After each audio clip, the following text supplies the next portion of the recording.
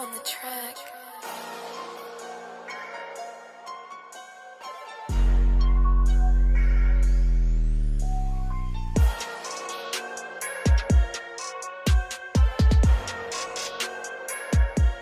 Dude, what is up, everybody? So, it has been like a long time no see. I've been busy at it. I haven't stopped. However, there hasn't really been nothing to film. I went to film a couple times and then I actually threw it all away because it was kind of boring. Don't want to put out rambling videos. Nobody wants to see that. But we're going to go ahead and address some things in the background that you'll see during filming. First off, it starts out, we got our rear end back. So our rear end is back. That's what this video is about. Just give me 1 second and we're going to jump right into it. And I'm going to show y'all where the rear end is at. Now, it is not done at all. It is in the stages where we need to put the brakes back on it, put it back underneath the car, get the wheels back on it so we can pull 4-link bar measurements. Now, we did get a chromoly 4-link bar kit from Tin Soldiers race cars, and this thing is turning out freaking sick. Dude, when we get this 88 done, I think y'all are gonna be amazed. But there's gonna be some stuff in the background of this video, and instead of answering everything in the comments, we're gonna go ahead and hit it right out the gate, and then we're gonna move straight into this rear end. So check this out. So first off, we did pick up a welder from Harbor Freight. Last weekend, they had a sale. I think it was like 15% off. No, I got $200 off this welder. That pretty much paid for the extended warranty. However, this welder is, I'm going to say, is junk. Okay, this welder is no good. It is going back this weekend. So before anybody comments any opinion on this welder, it is going back this weekend. I am not keeping this welder. But I have been working all week on teaching myself how to TIG. However, this welder is pretty basic. You don't really have anything besides the amperage adjustments, and that's it. So this week I went out and bought TIG supplies, TIG rods, flat wheels, everything for aluminum. So working on teaching myself to weld, and I've been right here working on it between learning on YouTube and practicing.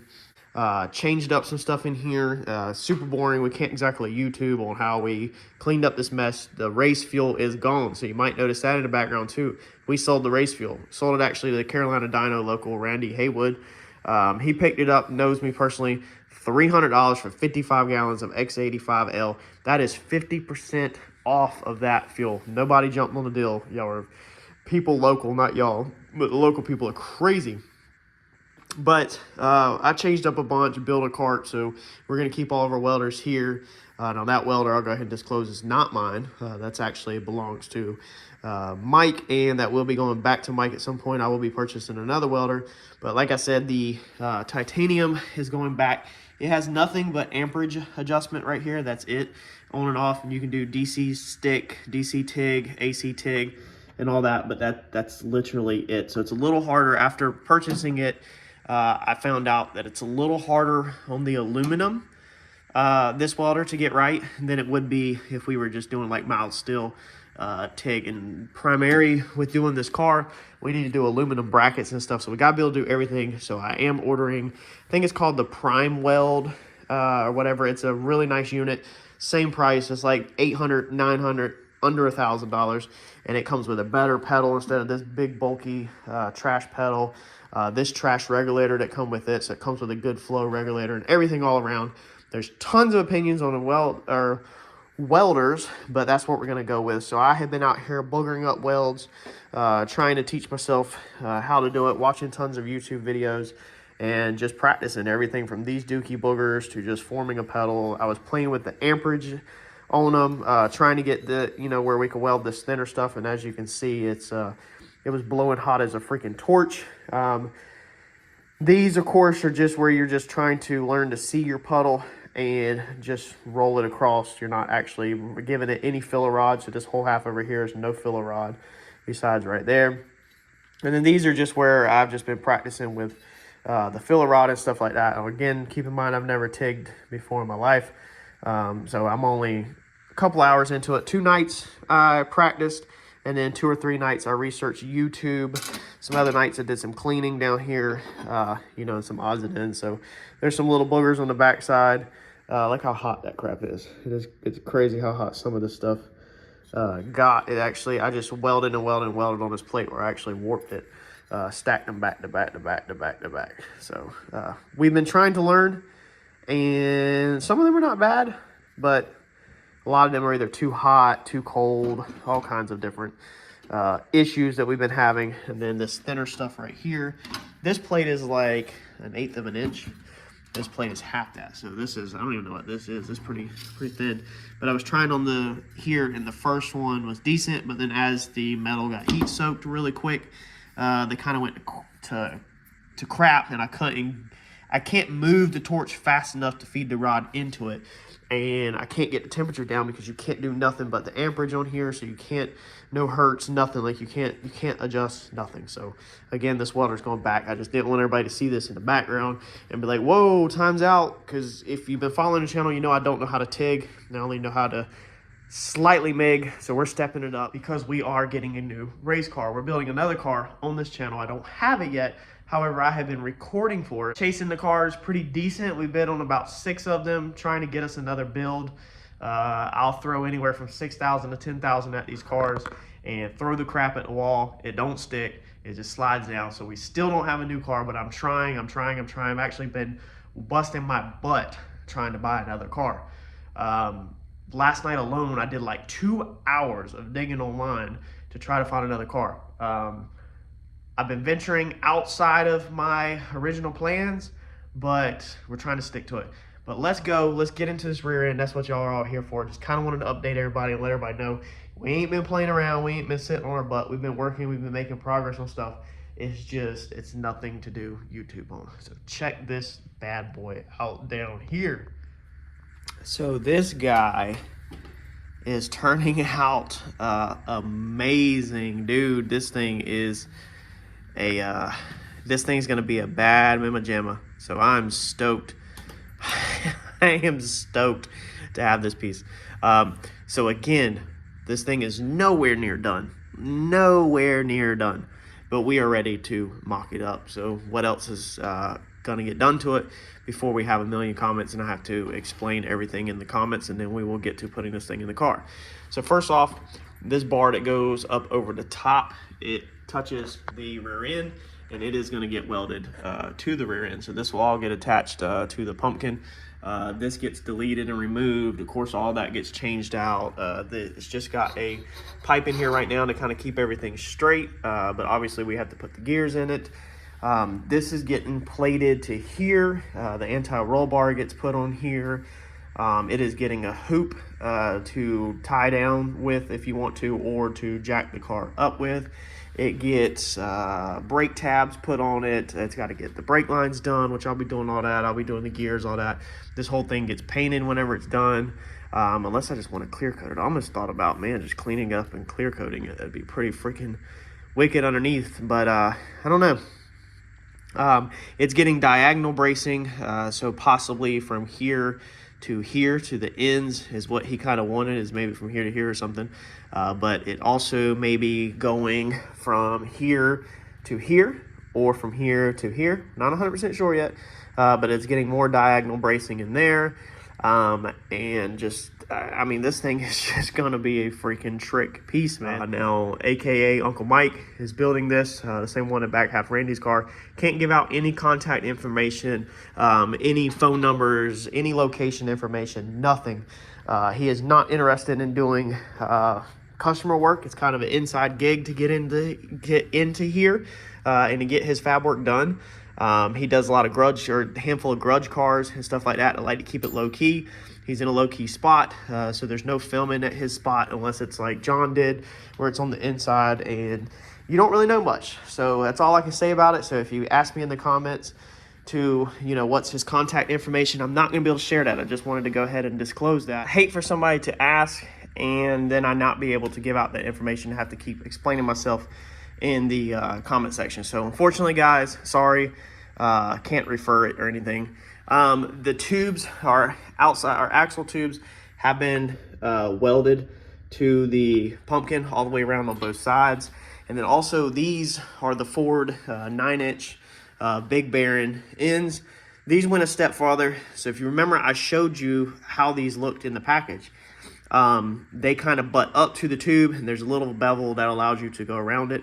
However, what Mike has done is he took these, because I don't want somebody to wonder how he got this, because you won't be able to do this if you don't do it the same way. He took them and then he put them in the lathe, and he turned down that piece. If you remember in our previous video, if not, go back and watch our previous video on prepping this rear end. He turned these down so that they would slip in this tube. So this axle housing, or this end, is actually inside this axle housing, the full mount. If you look back in that video, whatever that stick out was, I'm pretty sure it's about right there to that color, where the heat zone is. It's a good inch, 3/4 or so, up inside this tube. So this tube was cut perfectly straight on the end of it, and then this was seated in there and turned down to slip inside there. So this thing has a tremendous amount of support to it now. And then of course, as you can see, it's been tagged all the way around. I mean, this, man, dude, this unit is just, man, when we get this thing done, this thing is gonna be freaking killer. So I need to get these axles out of here, throw the brakes back on it, and fight with this thing underneath the car. It's just me. Y'all know that it's not really easy. These things don't balance on their own, so it's not the most easiest task to get these things in the car, but we got to get it in here. So let me fight this thing underneath there, and then I will show y'all how it fits in there. It should be pretty close. The only thing that we've changed is we have different brackets now, and then we've added this top bar, which should clear our other chassis bars, but we are going to double check that tonight. When this is done, these brackets down here will be about 4 inches off the ground, and at ride height, I think the front brackets are also about 4 inches off the ground. So let's get after it. All right, y'all tell me, is that where the car was at before?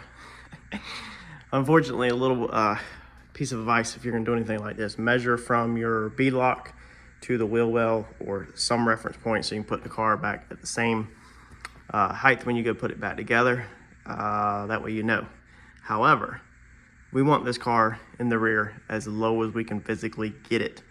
I'm pretty sure that's about where it was at. It was actually probably a touch higher, but that's what we're going for this time. This car is set up to, and will be, again, set up to separate, so we can have it pretty freaking close to the wheel wells. So we have it centered. I have it centered this way. I have it centered forward and backwards, all within an 1/8 of an inch. So it's very freaking close, probably within a 1/16, or yeah, probably an 1/8, I'd say, roughly. I mean, it's very precise. And then we will square it up again even closer when Mike goes to pull his final measurements. But underneath here, let's see here. This thing is pretty freaking gangster. He literally couldn't have did no better than that. So he did all that off of just laying underneath the car. I literally, it's crazy that he is so good that he didn't just come out of that at like a 45 and go up and over and then back down like a lot of people do. Instead, he come out, curved it, he kept it tight to the pumpkin up there as much as he could, which is just freaking phenomenal.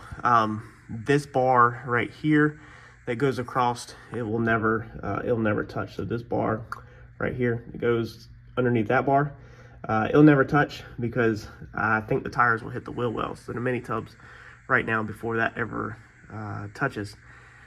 And we can always later possibly cut them bars out and put some arch in them if we want to. So I'm not too worried about that at all. Of course, these lines are simply going to have to change. We'll have to kind of route them, split them, and then there's a zip tie on them. We'll have to probably split them and route them up to the sides of these bars right here, so they'll have to kind of go up like that and around these.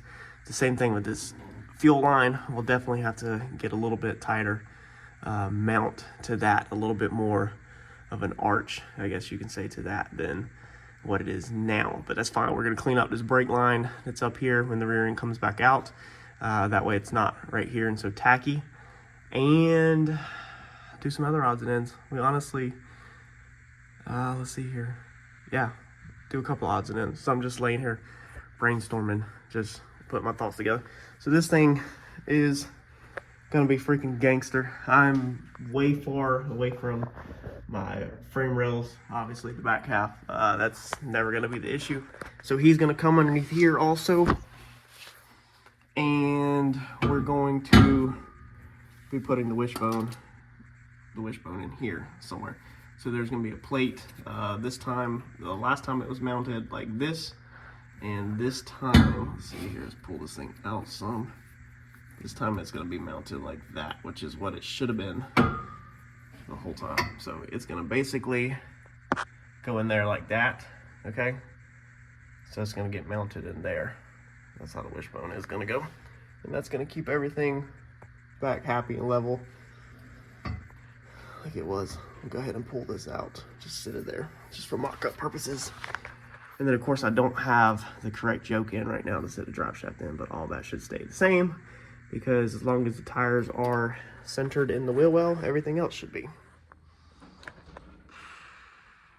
So y'all make sure you stay tuned, stick around, because we're gonna get this thing back together. Next thing we do is, like I said, make bars, brake lines, paint work, set up the gearing, put it all back together. I mean, we still easily have a week's worth of work, to do on this thing, but she's getting there. Y'all smash that like button for me, and I'm gonna catch y'all on the next video. Thanks, y'all.